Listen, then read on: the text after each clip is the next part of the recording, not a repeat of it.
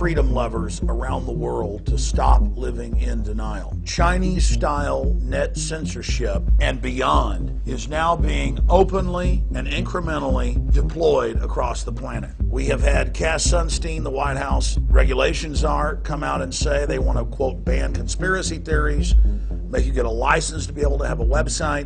The Italian government has already implemented this. The Australian government is implementing it and putting in total net filtering, banning websites like WikiLeaks. Major ISPs around the world have been banning Infowars.com and PrisonPlanet.com, my sites. It's incredible.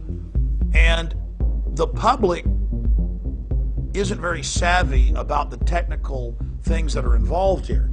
For instance, several New Zealand publications reported, and I got hundreds of emails from people in Australia and New Zealand in the last week saying that most major ISPs were blocking getting to Infowars.com and PrisonPlanet.com. And then I got emails saying, well, wait a minute, I'm in Australia or New Zealand, I can still get it.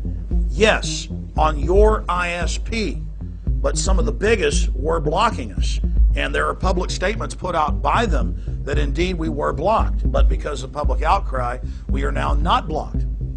The Australian government is saying they will just add to a list whoever they want, or if anyone ever complains about a site. No judge, no jury, no due process, your site is banned. Domestic sites in Australia are being banned. They're making people now register with the government to be able to have a site that criticizes politicians. This is in the news.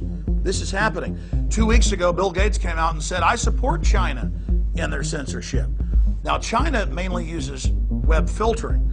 Even more abusive and draconian in the United States, we have the head technology officer at Microsoft and others at Davos and UN meetings agreeing with the UN and saying we want all Americans, all Brits and all Canadians to have to sign in with a net ID, preferably via a biometric. They're openly proposing that this now happen.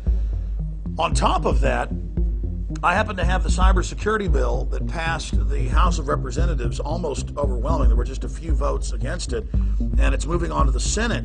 And I challenge people to go read this bill for yourself. It recruits high schoolers and college students to join Homeland Security. The Pentagon admits that they now are hiring tens of thousands of bloggers to counter disinformation on American blogs. They say they may target. There was an Air Force a few months ago talked about killing American journalists in country. Even the smallest IT provider will have to put in the software and government snooping hubs where everything is recorded by the government, everything's controlled. These indexes of thousands of websites that are banned have to be installed at the local ISP level, even in small towns.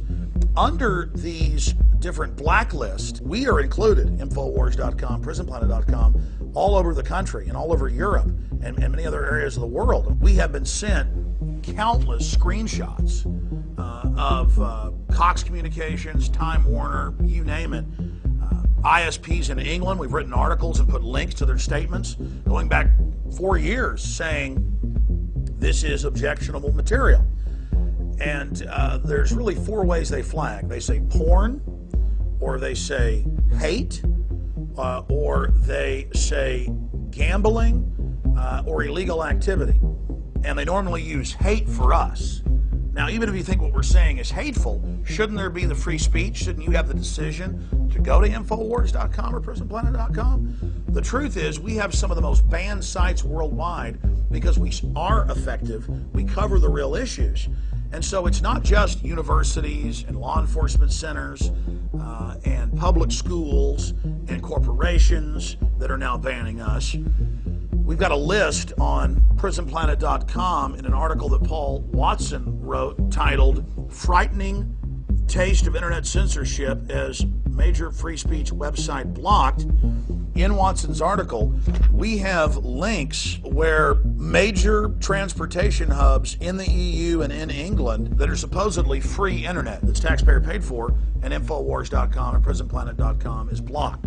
So we have been put in these databases fraudulently to be blocked, and you shouldn't put up with it. You should complain. You should say no. you should call your ISP, tell them you're going to move on to somebody else if they continue this. Because if we allow this incremental implementation of Chinese-style net censorship, obviously it's going to hurt our society. Every time they attempt to incrementally restrict the internet and the free flow of information, we need to stand up and say no.